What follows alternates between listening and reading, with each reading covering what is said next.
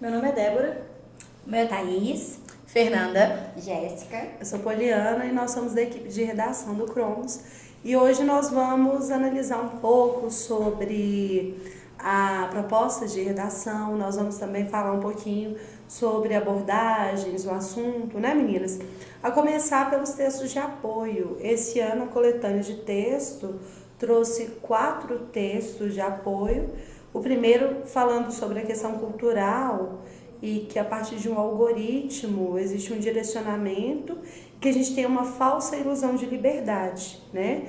E que de certo modo essa filtragem ela influencia o nosso modo de pensar.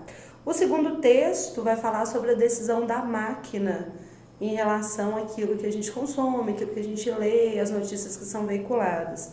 O terceiro vai falar sobre a finalidade do acesso à internet de grupos etários diferentes. E o quarto texto vai falar sobre a questão das escolhas se tornarem apenas séries de reações, de cutucadas invisíveis a questões, por exemplo, dos trend topics do Twitter.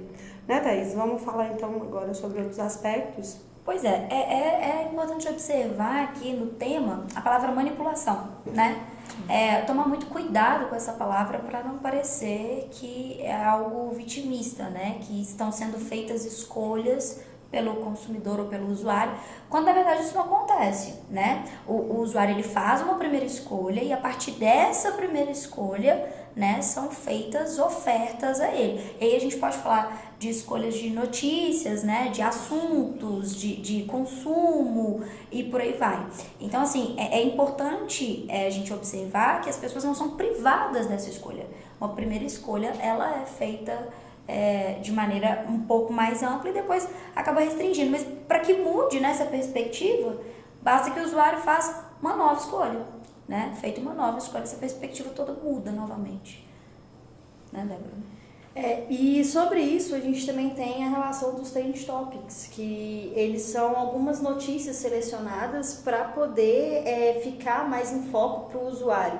E esses trend topics eles são completamente assim, tratam com relevância o que é pré-selecionado.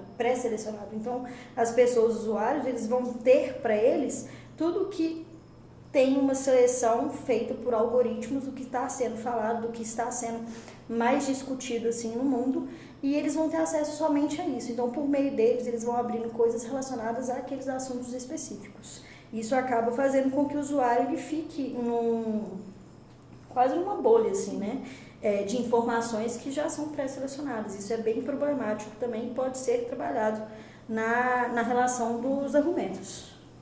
Essa manipulação de dados, ela é muito perceptível em relação à questão do consumo. Muitas vezes a gente busca por um produto, por uma mercadoria, e em outras redes sociais, aplicativos, em outras páginas totalmente desconexas àquela em que a gente fez a pesquisa, aparecem produtos semelhantes ou até mesmo iguais. Isso é uma maneira de induzir o consumo.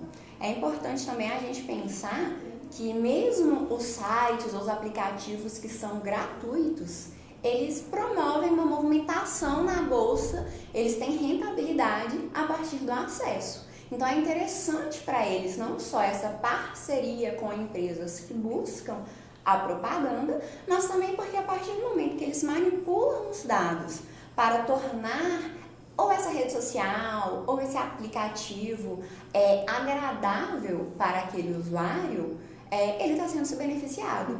Então, ele usa as informações que são fornecidas pelo próprio usuário para mantê-lo por mais tempo conectado nesse veículo digital. Isso, então, o que a gente entendeu a respeito do algoritmo é justamente isso. Há uma busca prévia do usuário e a partir disso, a máquina, né, que é o que a gente está chamando de algoritmo, vai fazendo sugestões. Essas sugestões tanto para o consumo quanto para os assuntos, enfim. De um modo geral, tem um aspecto que é positivo, porque é atender uma demanda da atualidade, que é a demanda de praticidade, que são as coisas o tempo inteiro à mão, né? Essa urgência de informações, e nesse sentido é positivo. Porém, uma das coisas que a gente pode problematizar é justamente o fato de que, Se eu faço uma pesquisa e as informações que aparecem para mim estão apenas dentro dessa pesquisa, é criada uma bolha de conteúdo, né, uma bolha de assuntos, de temáticas. Então é como se eu visse apenas uma perspectiva, apenas um lado, ou seguisse apenas uma linha de pensamento. A gente sabe que a nossa formação crítica, ela precisa ser a partir do contato com a diversidade, com o diferente, com os conflitos de informação, de opinião e tudo mais. E se por um lado é benéfico para nós na atualidade, na nossa organização de modelo de vida atual, né? Se é benéfico para a gente essa praticidade, é prejudicial no que diz respeito ao acesso à diversidade de informação. Sim. Espero que vocês tenham gostado e vamos ver aí os resultados então da redação. Confiram nossos vídeos, confiram o nosso gabarito no site. Vamos ver agora semana que vem, né, gente? Boa prova para vocês, um abraço, boas férias.